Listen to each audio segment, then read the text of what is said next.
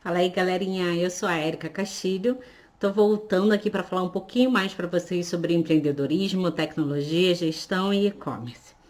No meu vídeo anterior, eu contei um pouco para vocês sobre como que eu resolvi os problemas de vendas da minha empresa. E eu contei que eu fiz muita capacitação voltada para esse ramo e depois eu precisei também fazer um planejamento estratégico bem grande que me permitiu receber muitas premiações, ampliar muito as vendas da minha empresa, aí mais de 200%, e alcançar vários níveis assim que eu desejava bastante, né?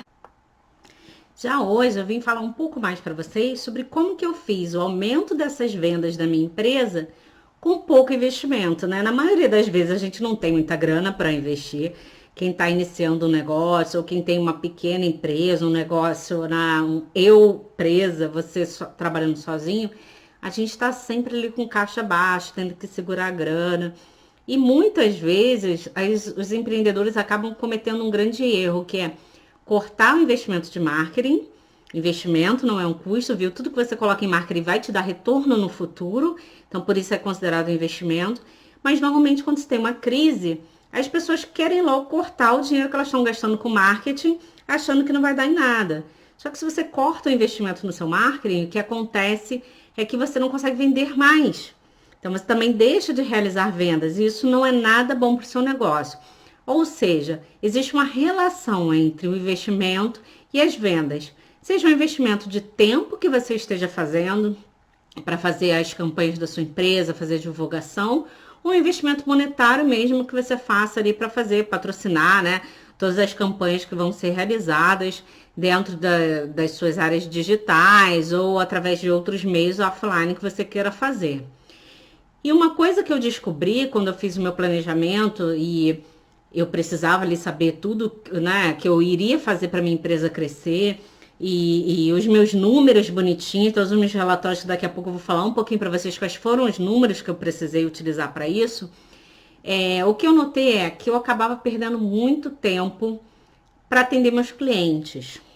Então, por várias vezes, eu tinha uma empresa de consultoria e eu precisava fazer um atendimento, conversar com os clientes. Às vezes demorava um ano para me dar uma resposta. É bem perfil de brasileiro, né? Falar assim, não, daqui a pouco, daqui a pouco. E às vezes em um ano é que o cliente voltava para fechar negócio comigo. Então eu ficava um ano entrando em contato com esse cliente, perdendo dinheiro, telefonando, visitando para fechar alguma coisa. Ou às vezes o cliente agendava comigo uma reunião, vamos supor, 1 da tarde. Pegava um trânsito danado para chegar naquele cliente. Chegava lá 1 da tarde, 15 para 1, né? Meia hora antes, sempre que chegar um pouquinho antes.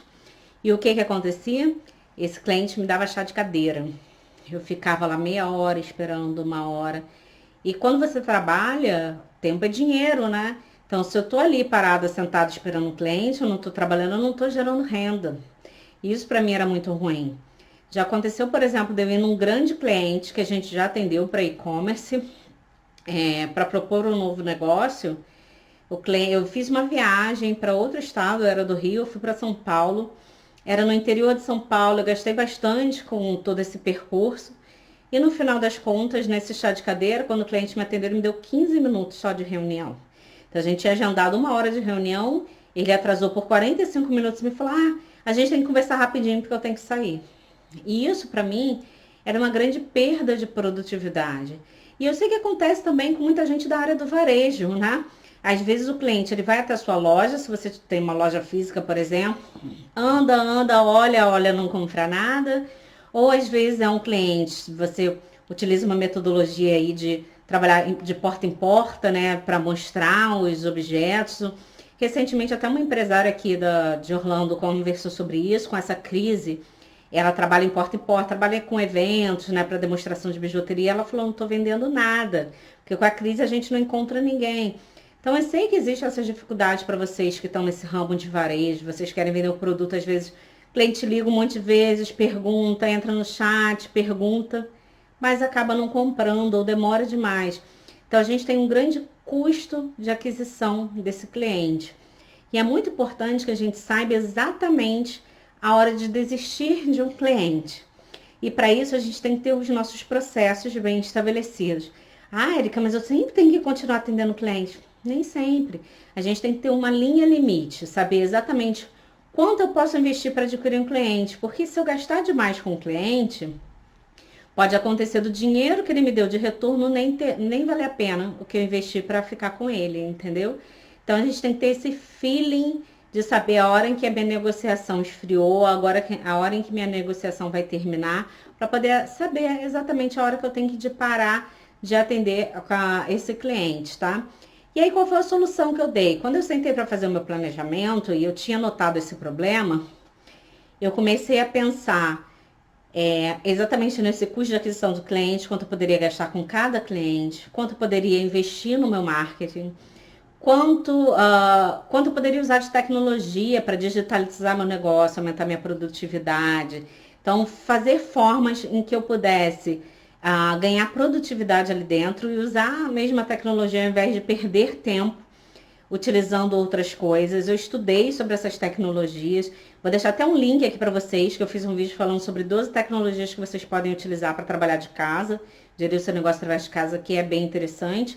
E eu também falei sobre, em um outro vídeo, sobre como você digitalizar o seu negócio, utilizar a tecnologia, né, para sair dessa crise.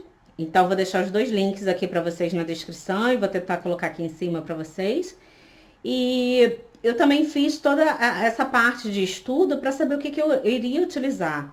E aí eu comecei a implantar os sistemas ali dentro da minha empresa, a pensar em qual seria o melhor processo de atendimento ao cliente.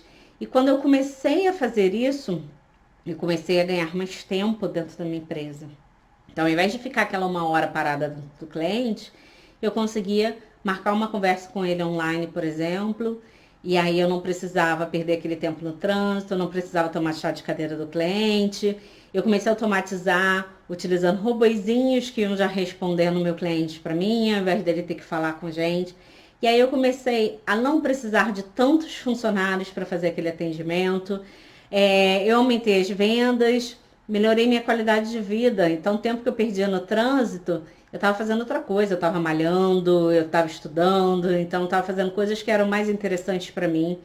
Eu pude trabalhar melhor de casa e com isso ficar mais próximo da minha família e aproveitar mais meu tempo também, descansar mais. Eu pude ganhar mais renda para os sócios. Então, aquilo que eu falei, a gente está sempre com a renda baixa, sempre preocupados ali. E quando a empresa começa a receber mais e ter mais produtividade, mais lucratividade, você consegue ter melhores retiradas para os sócios também, que são coisas muito importantes quando a gente está trabalhando, né?